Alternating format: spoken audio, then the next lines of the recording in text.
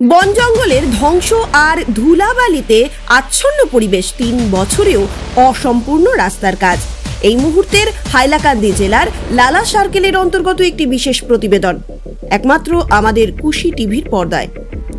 একদিকে নির্বিচারে ধ্বংস হচ্ছে বন জঙ্গল, অন্যদিকে সেই বন জঙ্গল থেকে কাটা লাল মাটির টানতে অবিরাম ছুটছে ট্রিপারটা। ফলাফল, পুরো এলাকা ঢেকে যাচ্ছে ধুলোবালিতে, আর শ্বাস নিতে কষ্ট হচ্ছে সাধারণ মানুষের। এমনই এক জঘন্যতম চিত্র দেখা গেল লালা সার্কেলের অন্তর্গত টান্টু নতুন বাজার এবং বাঙালপুর এলাকায়। স্থানীয় সূত্র মারফত জানা গেছে, বন জঙ্গল কেটে অবৈধভাবে মাটি তোলার কাজ চলছে ঠিকাদারদের মাধ্যমে, কিন্তু বিষয়টি নিয়ে বন বিভাগ সম্পূর্ণরূপে নীরব।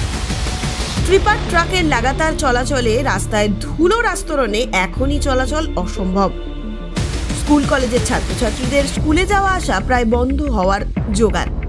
৩ বছরেরও বেশি সময় পেরিয়ে গেলেও রাস্তার কাজ সম্পূর্ণ হয়নি, অথচ বিভাগীয় কর্তৃপক্ষ কিংবা কাটলিছড়া বিধায়ক সুজামউদ্দিন লস্করের কোনো খোঁজ খবর নেই।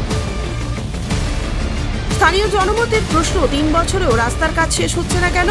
বিধায়কের নীরবতা নিয়ে ক্ষোভে ফুঁসছে সাধারণ মানুষ। একই সঙ্গে অভিযোগ উঠেছে, বন জঙ্গল ধ্বংস ও অবৈধ মাটি কাটার বিরুদ্ধে বন বিভাগের কোনো পদক্ষেপ নেই।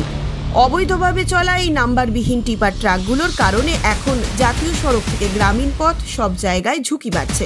প্রশ্ন উঠছে, এই দৃশ্য কি হাইলাকান্দি জেলা পুলিশ প্রশাসন বা পরিবহন বিভাগের নজরে আসে না? যদি এই সব ট্রাক কোনো দুর্ঘটনা ঘটায়, তবে নাম্বারবিহীন অবস্থায় তাদের চিহ্নিত করবে কে? স্থানীয়রা দাবি করছেন, অন্তত প্রতিদিন রাস্তা ভিজিয়ে ধুলোবালি কমানোর ব্যবস্থা করাটা জরুরি, কিন্তু ঠিকাদারদের এই দায়িত্ববোধের অভাব প্রকট। ছাত্রনেতা মজবুল ইসলাম এক সংবাদ সম্মেলনে জানিয়েছেন, বিভাগীয় কর্তৃপক্ষ ও ঠিকাদার প্রতিদিন জল না ঢালায় ধুলোবালিতে এলাকার জীবনযাত্রা দুর্বিষহ হয়ে উঠেছে। অন্যদিকে প্রশ্ন উঠেছে, নবনির্বাচিত জেলা পরিষদ চেয়ারম্যানের প্রতিনিধি মান্নান সাহেব কেনই বা নীরব? এলাকার বিভিন্ন স্তরের নেতা নেত্রীরাও মুখে কুলু পেটে রয়েছেন। স্থানীয়দের অভিযোগ, কমিশন আদায় করেই অনেকেই নীরব ভূমিকা পালন করছেন। এখন জনমতের দাবি, বিভাগীয় কর্তৃপক্ষ, বন বিভাগ, পরিবহন দপ্তর ও জেলা প্রশাসন যেন দ্রুত পদক্ষেপ নেয় এবং ৩ বছর ধরে চলা এই নতুন বাজার, আবদুল্লাপুর, বাঙালপুর, টান্টু রাস্তার কাজ অবিলম্বে সম্পূর্ণ করে জনসাধারণের দুর্ভোগ দূর করে। কুশি টিভি সংবাদ, হাইলাকান্দি থেকে প্রতিবেদনে শারিমুল আয়মান।